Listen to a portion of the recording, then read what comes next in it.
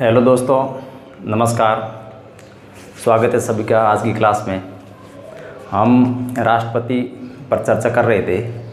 उस पर अपने पिछली 2 क्लासों में राष्ट्रपति के बारे में सामान्य अनुच्छेद उनको याद किया था, और जो कल की क्लास थी उसमें हमने बात की थी अनुच्छेद 54 के बारे में। राष्ट्रपति के लिए निर्वाचक मंडल क्या है और राष्ट्रपति की निर्वाचन रीति क्या है। अनुच्छेद 52 और 53 संघ की कार्यप्रणाली के राष्ट्रपति में नियुक्त होगी, भारत का एक राष्ट्रपति होगा। ये 2 बातें थी वो 52 और 53 में हो गई थी। कल अपने बात की थी कि राष्ट्रपति के निर्वाचन के लिए जो निर्वाचक मंडल होगा उसमें कौन कौन शामिल होगा और राष्ट्रपति के निर्वाचन की रीति क्या होगी, उससे अपन आगे बढ़ेंगे। अनुच्छेद जो 55 था उसके 3 क्लॉज थे, जिसमें अपने 2 क्लॉज पर अपने विस्तार से चर्चा कर ली थी। मोटा मोटी तौर पर संक्षेप में उन पर अपन चर्चा करते हैं और फिर उसको लेकर के आगे बढ़ेंगे। आज हम बात करेंगे एकल संक्रमणीय अनुपातिक मत पद्धति, उससे राष्ट्रपति का चुनाव किस प्रकार से होता है, और लग गया तो उसमें राज्यसभा को भी अपन साथ में ले लेंगे। मतलब एकल संक्रमणीय अनुपातिक मत पद्धति को बड़ी विस्तार और गहराई से अपन चर्चा करेंगे। तो राष्ट्रपति के निर्वाचन के लिए जो निर्वाचन की रीति थी वो एकल संक्रमणीय अनुपातिक मत पद्धति थी। अब राष्ट्रपति के निर्वाचन मंडल के लिए वोट देने के लिए आपको कहा था निर्वाचक मंडल था, उसमें राज्यों की विधानसभाओं के निर्वाचित सदस्य, संसद की दोनों सदनों के निर्वाचित सदस्य, दिल्ली और पुदुचेरी विधानसभाओं के निर्वाचित सदस्य भाग लेते हैं। ये तो हो गया। फिर प्रत्येक विधायक के मत का मूल्य ज्ञात करने के लिए अपन किस प्रकार का सूत्र था उसको देखा था। तो विधायक के मत का मूल्य ज्ञात करना है, एमएलए जिसको अपन एमएलए कहेंगे, और एमपी के मत के मूल्य ज्ञात करने, यानी ये सब बातें अपन कल कर ली थी। यानी यदि विधायक के मत का मूल्य ज्ञात करना है तो उस राज्य की जनसंख्या और उसमें विधानसभा में निर्वाचित सदस्यों की संख्या और उसको 1000 से भाग दे देंगे। जैसे अपन कल राजस्थान का निकाला था, तो राजस्थान के एक एमएलए के मत का मूल्य 129 आया था। उसी प्रकार से अपन को एक एमपी के मत का मूल्य ज्ञात करना है, तो सभी राज्यों के विधायक है उस विधायक के मतों के मूल्यों का योग और उसके अंतर्गत संसद के निर्वाचित सदस्यों के भाग दे देंगे। यानी 543 लोकसभा के और 233 ये निर्वाचित है, सिर्फ निर्वाचित सदस्य 776, तो वो अपने आंकड़ा आया था 708 का। ये बात हो गई थी। अब इसके बाद देखेंगे कि राष्ट्रपति की निर्वाचन प्रक्रिया किस प्रकार से होती है, वोट कौन देंगे, ये बातें हो गया। उसके बाद अपन शुरू करेंगे आज की क्लास कि राष्ट्रपति का निर्वाचन किस प्रकार से होता है। तो अनुच्छेद 55(3) ये कहता है कि राष्ट्रपति का जो निर्वाचन है वो एकल संक्रमणीय अनुपातिक मत पद्धति से होगा। तो विद्यार्थियों, अपन राष्ट्रपति को एकल संक्रमणीय मत पद्धति को देखने से पहले ये जो अनुपातिक प्रतिनिधित्व प्रणाली, इस पर थोड़ा सा अपन संक्षेप में बात कर ले, ताकि अपने पूरा कॉन्सेप्ट क्लियर हो जाए कि अनुपातिक पद्धति क्या है और इसके कौन कौन से रूप है, भारत में किस रूप में ये चुनाव होते हैं। तो यहाँ देखो, मैं यहाँ लिख रहा हूँ अनुपातिक पद्धति, अनुपातिक पद्धति,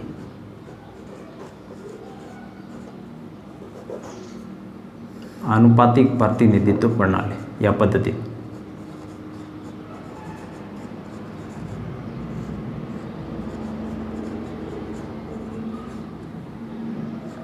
जिसको अपन प्रोपोर्शनल रिप्रेजेंटेटिव सिस्टम भी कहेंगे। अनुपातिक प्रतिनिधित्व ये प्रणाली है, इस अनुपातिक प्रतिनिधित्व प्रणाली के 3 रूप हैं। इसके 3 रूप हैं। एक जो रूप है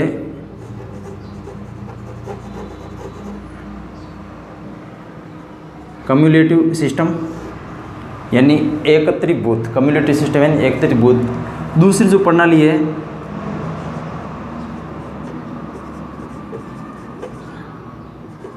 लिस्ट सिस्टम, और तीसरी प्रणाली है सिंगल ट्रांस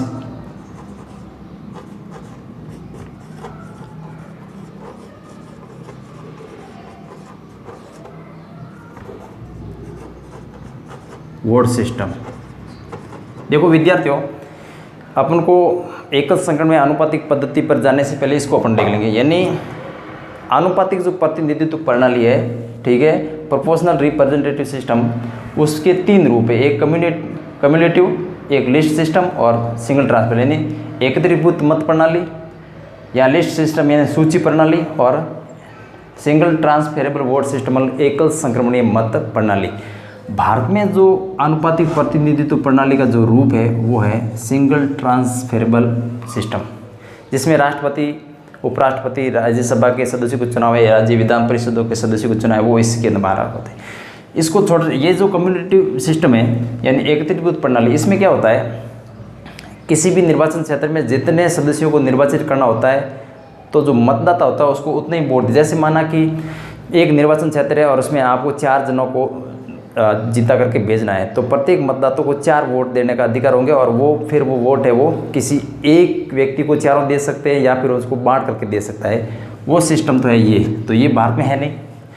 दूसरा है लिस्ट सिस्टम। लिस्ट सिस्टम का मतलब होता है सूची प्रणाली। सूची प्रणाली में होता है कि आज के लिए होता है कि भाई जो वोट दिए जाते हैं वो प्रत्याशी की बजाय राजनीतिक दलों के आधार पर वोट दिए जाते हैं, राजनीतिक दलों के नेतृत्व के आधार पर वोट दिए जाते हैं, उसके जो कार्यक्रम है, नीतियां हैं, पद्धतियों को देख करके जनता वोट देती है। तो ये लिस्ट सिस्टम ये कहती है उसमें प्रत्याशी को सीधा खड़ा नहीं किया जाता है। जैसे माना कि किसी एक क्षेत्र में आप 100 प्रतिनिधियों को लेना है, कितने जनों को लेना है, 100 जनों को लेना है, तो राजनीतिक दल क्या करेंगे, जैसे माना कि ये 100 सदस्य है, उसमें से जैसे माना कि ये 3 राजनीतिक दल है, तो प्रत्येक राजनीतिक दल ने 100 सदस्यों की एक लिस्ट जारी कर दी।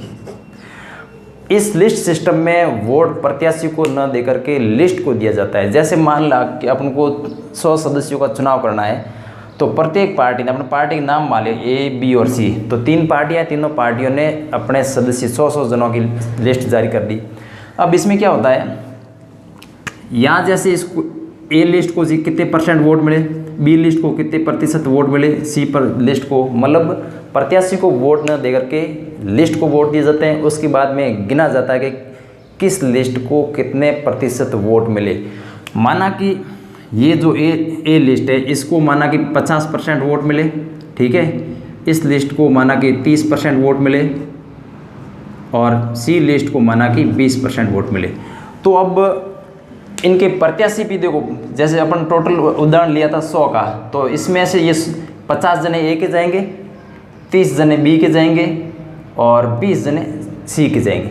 अब समस्या यह आ गई कि अब प्रत्येक पार्टी ने चूँकि 100 जनों को भेजा है, लिस्ट जारी की है, अब A पार्टी के 50 सदस्य कौन जारी कर जाएंगे, B के 30 सदस्य कौन जाएंगे और C के 20 कौन जाएंगे, क्योंकि सब ने तो 100 जनों की लिस्ट जारी कर ली है।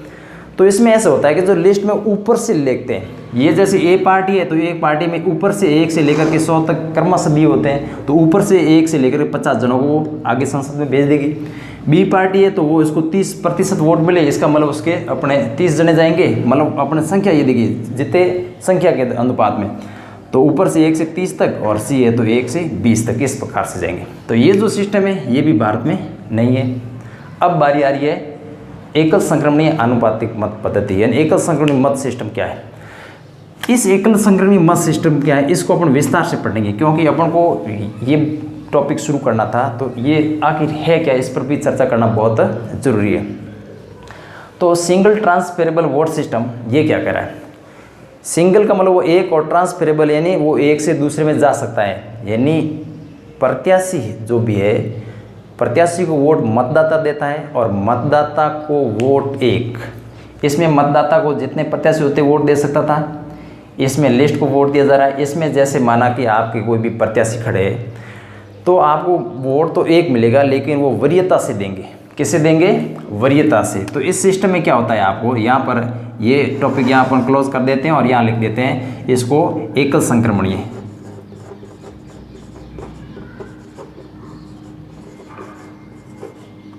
एकल संक्रमणीय मत पद्धति।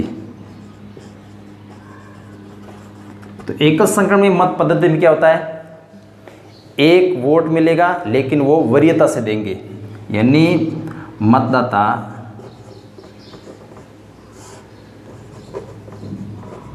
अपना मत वरीयता से देगा, वरीयता क्रम से।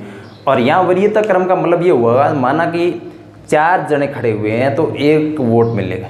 मैं जैसे मत देने के लिए गया, 4 जने व्यक्ति खड़े हुए हैं, अब उन 4 जनों में से प्रत्येक को मैं वरीयता से दूंगा, मेरी पहली पसंद ये, दूसरी पसंद ये, तीसरी पसंद ये, चौथी पसंद ये। इसको अपन एक उदाहरण से समझेंगे। पहले मूल बात देख लेते हैं। एकल संकरणी मत में मतदाता अपना मत देगा, वो वरीयता क्रम से देगा, पसंद के अनुसार देगा।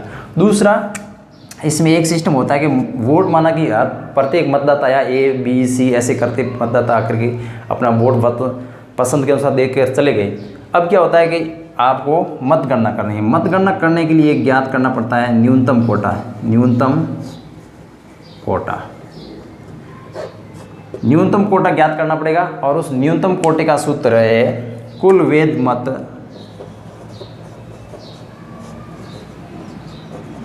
कुल वैध मतों की संख्या बटा निर्वाचित होने वाले प्रतिनिधियों की संख्या।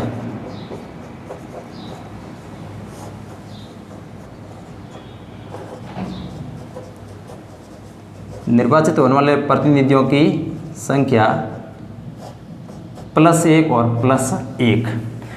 साथियों, इसमें 2 चीज़ और तथ्यात्मक बात आपको याद रखनी है कि एक तो ये आनुपातिक प्रतिनिधित्व प्रणाली है, ये किसने दी थी या इसके प्रवर्तक कौन है। दूसरी चीज़ है ये न्यूनतम कोटा किसने दिया। तो ये जो आनुपातिक प्रतिनिधित्व प्रणाली है, ये प्रणाली दी थी हेयर ने, ठीक है ना, ये इसके प्रवर्तक हेयर है। दूसरी चीज़ ये है कि इसमें न्यूनतम कोटा ज्ञात करने के 2 सूत्र। एक सूत्र तो दिया था हेयर ने और दूसरा सूत्र दिया था ड्रूप ने। किसने दिया था? ये व्यक्ति का नाम है ड्रूप, ठीक है, ड्रूप ने। तो ये जो सूत्र है, ये सूत्र है ड्रूप का, ठीक है। हेयर ने भी सूत्र दिया था, ड्रूप ने भी सूत्र दिया था, लेकिन हेयर का जो सूत्र था उसमें कुल वैध वोट और निर्वाचित प्रतिनिधियों की संख्या ही थी, तो उससे ये ज़्यादा बेहतर था। तो आपको तथ्यात्मक बात ये देखनी है कि आनुपातिक प्रणाली हेयर और न्यूनतम कोटे का सूत्र ड्रूप। ये तो तथ्यात्मक बात हो गई कि एकल संक्रमणीय आनुपातिक पद्धति में वोट कैसे दिया जाता है और उसकी गणना किस प्रकार से।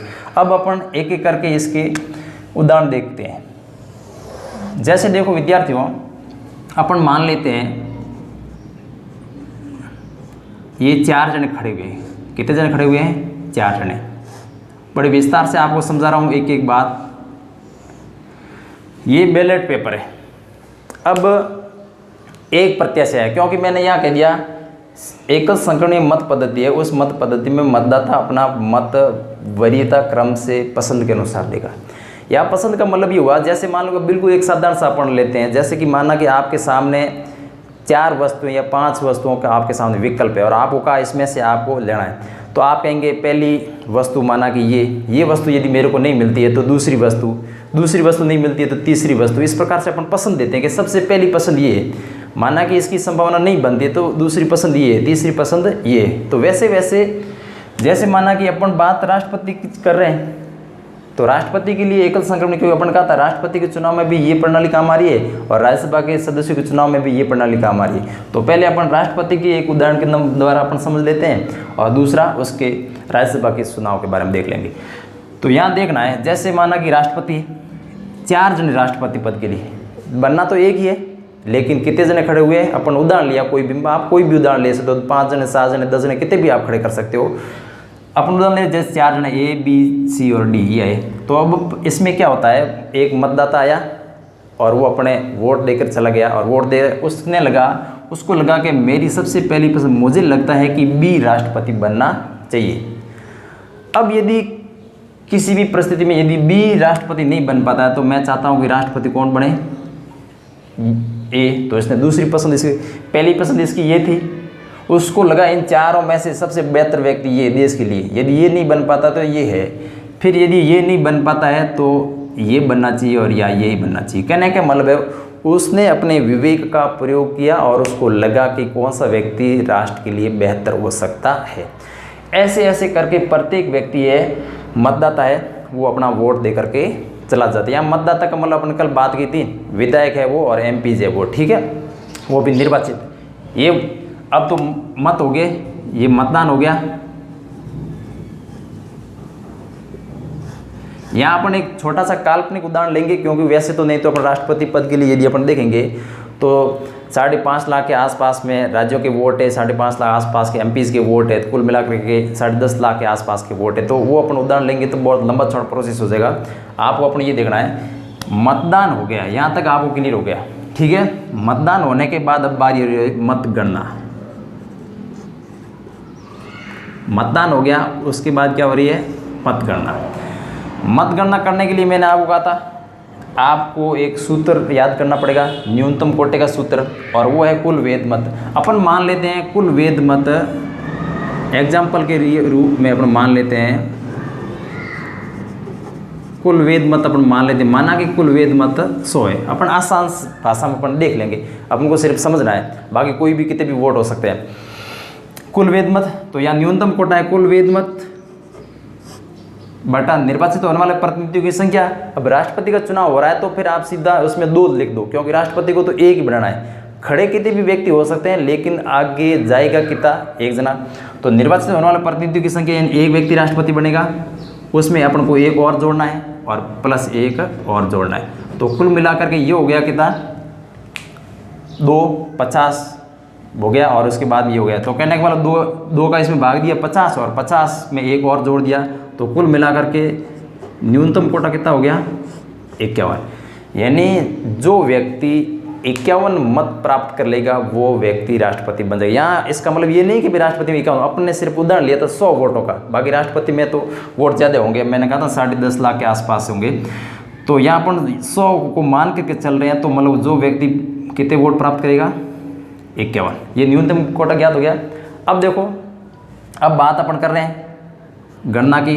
अपन देखते हैं फर्स्ट राउंड में देखो कितने जने अपने खड़े हो चुके हैं। ए खड़ा है, ये ए भी खड़ा है, बी भी खड़ा है, सी भी खड़ा है और डी। कुल वोट कितने पड़े 100। अपन मान लेते हैं जैसे ए को मिले 40, बी को मिले 20, सी को मिले 30 और डी को मिले 10। ठीक है, 40 70 90 और 100 हो गए। ये पहले राउंड की गणना। अब आप बताओ कि कोई भी व्यक्ति राष्ट्रपति बना कि नहीं बना, क्योंकि जीतने के लिए कम से कम कितने वोट की ज़रूरत है 51, किसी को भी नहीं मिला। या आपको ये देखना है कि जब तक कोई भी प्रत्याशी न्यूनतम वोट प्राप्त नहीं करता है तब तक वो जीता हुआ नहीं माना जाएगा, क्योंकि आगे अपन बहुत गहराई में जाने वाले हैं। इसलिए सबसे पहले मोटे मोटे तौर पर आप ये देख सकते हो कि मतगणना होती है। मतगणना के लिए न्यूनतम कोटा ज्ञात किया जाता है। न्यूनतम कोटा ज्ञात करने का सूत्र ये है, ठीक है। फिर पहला राउंड हुआ। पहले राउंड में यदि कोई भी व्यक्ति न्यूनतम कोटा प्राप्त कर लेता है तो वो जीता हुआ मान लिया जाता है। यदि कोई व्यक्ति पहले राउंड में न्यूनतम कोटा प्राप्त नहीं करता है तो उस कंडीशन में द्वितीय चक्र की गणना की जाती है। अब द्वितीय चक्र की गणना के अंतर्गत प्रथम चक्र में जिस प्रत्याशी ने सबसे कम मत प्राप्त किए है उसको बाहर निकाल दिया जाएगा, ठीक है। और उसके मतों को अन्य प्रत्याशियों में बांट दिया जाएगा। जैसे माना कि यहाँ पहले राउंड की अपने गणना की, किसी को न्यूनतम कोटा प्राप्त नहीं हुआ, इसका मतलब कोई भी व्यक्ति राष्ट्रपति नहीं बना। अब इस प्रथम चक्र की गणना में आप बताओ किसको, ए को बाहर निकालेंगे, बी को निकालेंगे, सी को निकालेंगे या डी को निकालेंगे। मैंने कहा था सबसे कम मत प्राप्त करने वालों को बाहर निकालेंगे।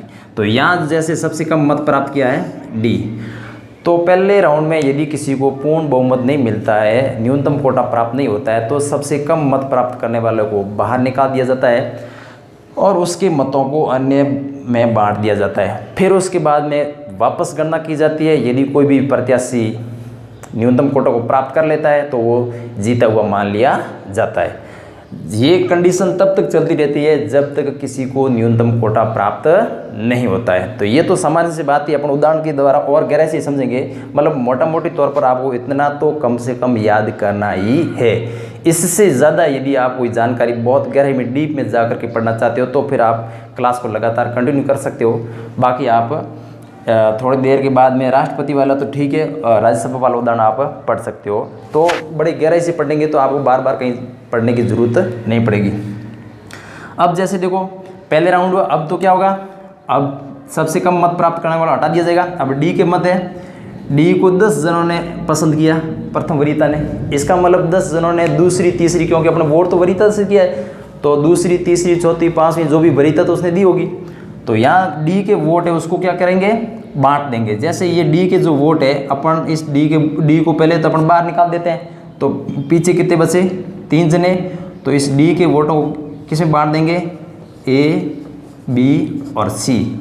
अपन मान लेते हैं डी 10 जनों ने बी को प्रथम वरीयता दी है, तो उसमें से एक जने ने दूसरी वरीयता ए को दी। ऐसे मान लो कि इसको कितने, मान लो कोई भी उदाहरण मान लो, अपन 7 इसने दी और 3 इसको वोट दिए, यानी डी के वोटों को बांट दिया। अब बांटेंगे कैसे? ऐसे तो है नहीं कि अपना पसंद का है, अपना भाई भतीजे, ठीक है, इसको जीतना है, ठीक है, ऐसा नहीं होगा। डी को 10 जनों ने पहली वरीयता दी, इसका मतलब 10 जनों ने दूसरी, तीसरी, चौथी, मतलब 4 जने खड़े हुए हैं, तो कम से कम वरीयता दी है, तो डी के 10 वोट बाहर निकालेंगे। उस वोटों में से देखा जाएगा कि इसमें से भाई, जैसे मान कि एक नंबर वोट आया, उसमें से कि डी को पहली पसंद इसने दी है, लेकिन दूसरी पसंद उसको ए को दी है, तो उसका वोट ए को चला गया। फिर और वोट निकाले, तो उसमें से ऐसा लगा कि इस 10 वोटों में से 7 जने थे जिसको सेकंड वरीयता डी ने, बी को डी ने कहा कि ए नहीं जीता है, तो ये होना चाहिए। फिर 3 जनों ने सेकंड वरीयता किसको दी? इसको। अब इसके बाद ये पहले राउंड हो गया। इसके बाद वापस देखो, जैसे ये फर्स्ट राउंड हो गया, अब इसके बाद देख लो अब एक वोट कितने थे? पहले एक वोट थे 40, बी को कितने थे? 30, सी को कितने थे? 20। डी को हटा दिया, क्योंकि किसी को जब न्यूनतम कोटा प्राप्त नहीं होता है तो कम वरीयता वालों को बाहर निकाल देते हैं, उसके वोटों को बांट देंगे। तो ए को कितने वोट और मिले? 1। बी को डी वाले कितने वोट मिले? 7। सी को कितने मिले? 3। कुल मिलाकर के अपन यदि देखें तो ए को हो गए 41, बी को हो गए 37 और सी को हो गए कितने? 23। यहाँ देखो, यहाँ अपन 10 से ज़्यादा हो गए, ये भूलवश हो गए। यहाँ 1 है तो इसको 2 मान लो, 10 से ज़्यादा नहीं होने चाहिए, क्योंकि 10 ही वोट थे और यहाँ अपने 11 हो गए, तो यहाँ इसको मिले 2 वोट, तो कुल मिलाकर के वोट हो गए कितने? 22। अब आप देखो, मैंने कहा था पहले राउंड में यदि किसी को न्यूनतम कोटा प्राप्त नहीं होता है तो फिर दूसरे राउंड में सबसे कम वालों को बाहर निकालेंगे, उसके वोटों को बांट देंगे दूसरों में, दूसरी वरीयता के आधार पर। अब ये वोट देके उसके बाद वापस देखो, ए को 41 वोट मिले, बी को 37 मिले और सी को 22 मिले। ये सेकंड राउंड है।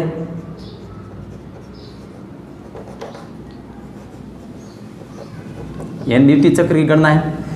न्यूनतम कोटा अपना किसका है? 51। क्या कोई जीता? नहीं। यदि इसके बाद में यदि किसी को 51 वोट मिल जाते या न्यूनतम कोटा मिल जाता तो वो जीता हुआ मान लिया जाता, लेकिन अभी भी नहीं हुआ। तो फिर क्या होगा?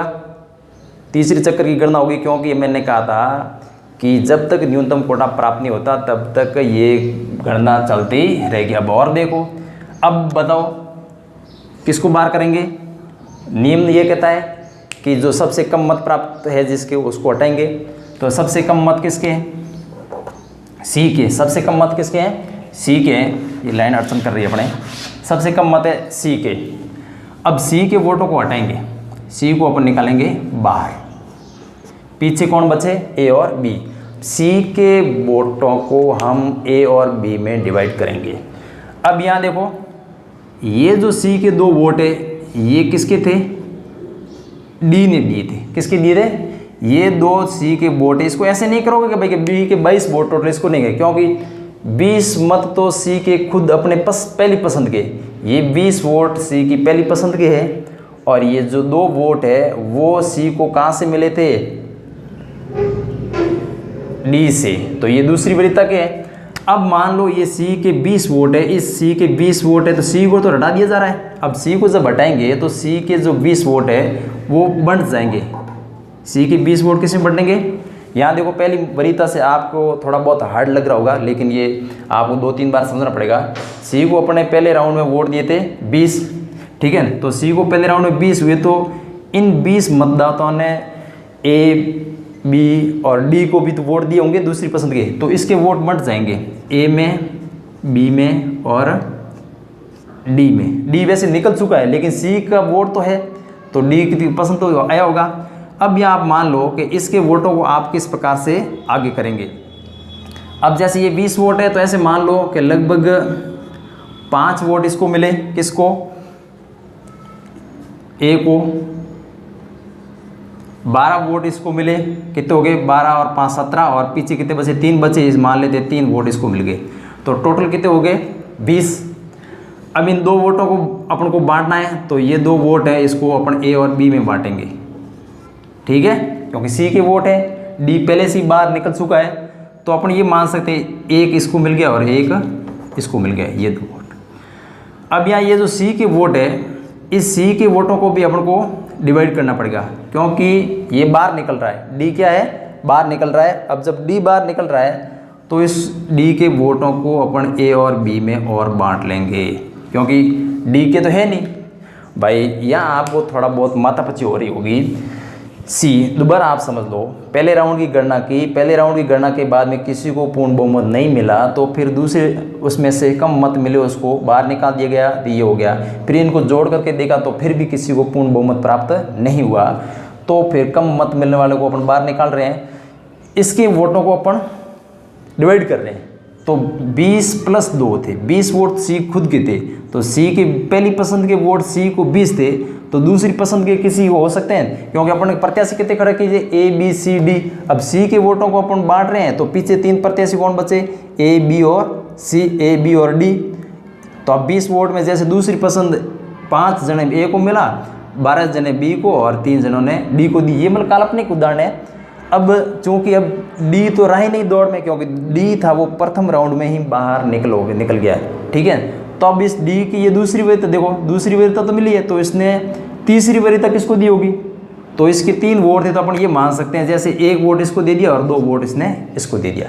अब देखो, अब इसके बाद में अपन इसको वापस देखते हैं, ए और बी को कितने मिले। ए के वोट पहले कितने थे, 41, बी के वोट कितने हैं, 37। अब इसमें से ये जो अपन सेकंड राउंड की अपन जो गणना कर रहे हैं, इसमें से अपन देख लो कि ए को और कितने वोट मिले, ये 5 जोड़ दो ए को, 5 ए को हो गया। फिर ए को ये एक और वोट मिला, सी डी वाला, तो ये हो गया, और यहाँ डी वाला इसको एक और वोट मिला, ठीक है। कुल मिलाकर ये कितने हो गए, और 41 और ये 46, 47 और ये 48 वोट इसको मिल गए।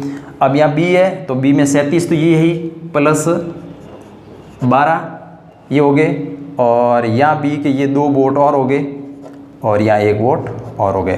तो कुल कितने हो गए ये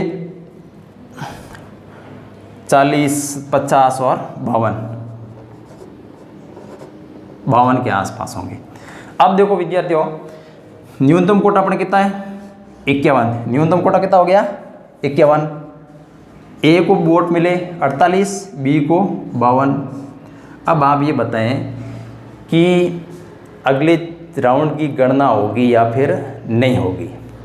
चूँकि मैंने आपको कहा था न्यूनतम कोटा प्राप्त हो जाता है तो आगे गणना नहीं होगी, तो यहाँ न्यूनतम कोटा बी को प्राप्त हो गया, इसका मतलब ये राष्ट्रपति बन गया। मिठाई लाओ, काजू कतली बांटो और मौज करो, तो ये हो गया, राष्ट्रपति बन गया। तो विद्यार्थियों, ये थी एकल संक्रमणीय आनुपातिक मत पद्धति। बहुत गहराई से मैंने पढ़ाया था, बहुत सारे उदाहरण दिए थे, आपको समझने में कहीं दिक्कत आ रही होगी, दोबारा इसको अपन रिवाइज कर लेते हैं। आनुपातिक प्रतिनिधित्व प्रणाली दी किसने, थॉमस एयर ने। इसके 3 रूप है, क्यूमुलेटिव यानी एकत्रीभूत या संग्रहित, लिस्ट सिस्टम यानी सूची प्रणाली, और सिंगल ट्रांसफेरेबल वोट सिस्टम यानी एकल संक्रमणीय मत पद्धति। ये इस पद्धति भारत में नहीं है, ये भी पद्धति भारत में नहीं है, ये पद्धति भारत में है। तो अपन सीधा इस पे जाएंगे, सिंगल ट्रांसफेरेबल वोट में मतदाता होगा, उसको मत तो एक देने का होगा, लेकिन वो वरीयता से दे, जितने प्रत्याशी खड़े उसको उतने वरीयता से वो वोट दे सकता है, ठीक है। उसके बाद मतदाता है वो अपना मत दे देता है। फिर चुनाव में जब मतगणना होती है उसके लिए एक न्यूनतम कोटा प्राप्त करना होता है। ये यहाँ तक मेरे हिसाब से आपको सब छोटी छोटी मोटी बात समझ में आ गई होगी। ये ड्रूप ने दिया था, थॉमस एयर ने भी दिया था, लेकिन उससे ज़्यादा ये बेहतर था, ये तो न्यूनतम कोटा का सूत्र ड्रूप ने दिया है। अब ये अभी आपको सिस्टम आ गया होगा कि मतदाता अपनी पसंद के अनुसार 1, 2, 3, 4 ऐसे करते करते करते बहुत सारे, जैसे अपन पढ़ा था कि राष्ट्रपति के चुनाव के अंदर विधानसभाओं के सदस्य, ठीक है, और लोकसभा के सदस्य, ये सब मिल करके वोट देते हैं, ये मतदाता हो गए। तो ये एक एक करके आएंगे, अपनी पसंद के अनुसार वोट देते जाएंगे, ये मतगणना हो जाएगी। फिर अपन उदाहरण दिया था कि किस प्रकार से वोट गिने जाते हैं, यानी पहले राउंड में यदि किसी को न्यूनतम कोटा, पहले कुल वोट देखेंगे, वैध वोट, खारिज वोटों को हटा देंगे, कुल वैध वोट कितने मिले, उसमें से जो प्रत्याशी खड़े हुए हैं उसमें एक और जोड़कर अपन भाग देंगे, जो भी आएगा उसको न्यूनतम कोटा अपन मान लेंगे। यहाँ तक मेरे ख्याल से बिल्कुल सरल पद्धति थी। आपको पहला राउंड भी समझ में आ गया होगा, दूसरा राउंड भी समझ में आ गया, लेकिन तीसरे राउंड का जो सिस्टम था वो आपको बड़ा हार्ड लगा होगा। ठीक है, पहले राउंड के बाद में यदि आपने देखा ये था, इस राउंड में किसी को न्यूनतम वोट प्राप्त, अपने माना कुल वेद मत थे 100। ठीक है, काल्पनिक उदाहरण लिया है। पहले राउंड में किसी को न्यूनतम कोटा प्राप्त नहीं होगा तो उसके सबसे कम मत प्राप्त करने वालों को अपन बाहर निकाला और उसके वोटों को उसकी दूसरी पसंद के अनुसार दूसरे प्रत्याशियों में बांट दिया, कोई दिक्कत नहीं है। फिर उस वोटों को अपन वापस जोड़ा, तो फिर जोड़ा तो अपन देखा कि यहाँ आपको किसी को एक को 41 मिला, दूसरे को 37 मिला, तीसरे को 22 मिला, किसी को कोई न्यूनतम कोटा प्राप्त हुआ नहीं। तो फिर अपने सबसे कम प्रत्याशी वाले को, ये तीसरे राउंड की गणना यहाँ से अपने शुरू करी, थर्ड राउंड की। ठीक है, यहाँ से तो यहाँ सी के वोटों को प्रथम पसंद वालों को अपने अलग किया, फिर डी की जो सेकंड वरीयता थी वो, क्योंकि डी को अपने बाहर हटाया था, उसके वोटों को अपने बांटा। इस प्रकार को बांटने के बाद में वापस इसको जोड़ की तो ये टोटल न्यूनतम कोटा प्राप्त हो गया।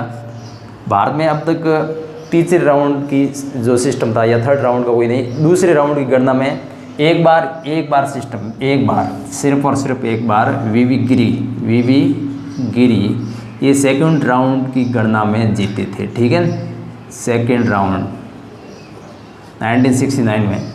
तो ये था आनुपातिक प्रतिनिधित्व प्रणाली। ज़्यादा आपको यदि ये समीकरण जोड़ बाकी नहीं समझ में आ रही होगी तो इतना ही याद करना है कि न्यूनतम कोटा क्या होता है, उसे ज्ञात करने का सूत्र क्या होता है, वोट वरीयता से दिए जाते हैं और मतगणना की जाती है। पहले राउंड में कोई नहीं जीतता है तो उसके सबसे कम के वोटों को दूसरों में ट्रांसफ़र कर दिया जाता है, फिर उसकी गणना की जाती है। फिर यदि कोई न्यूनतम कोटा प्राप्त करता है तो ठीक है, नहीं तो ये गणना चलती रहती है। ये सिस्टम हो गया आनुपातिक प्रतिनिधित्व प्रणाली।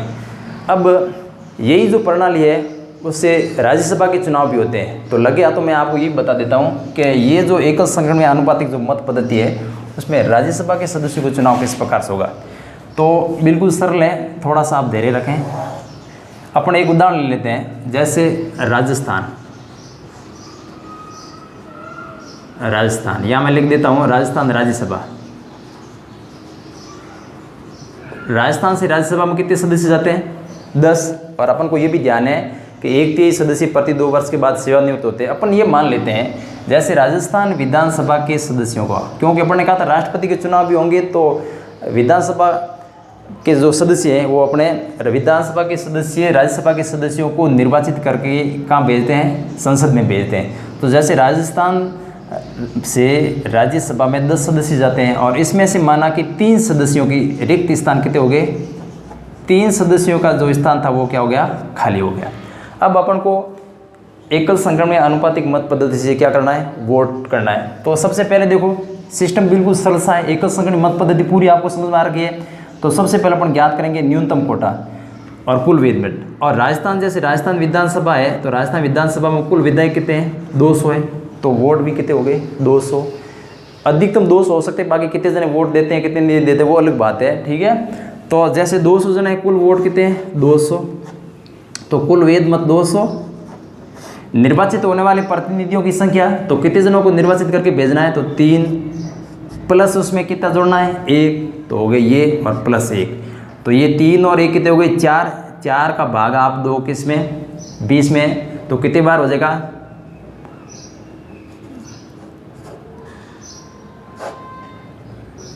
या मैं पूरा ही लिख देता हूँ ताकि समीकरण ये 200 और 3 और 1 4 प्लस 1, तो ये हो गया 50 प्लस 1 यानी 51।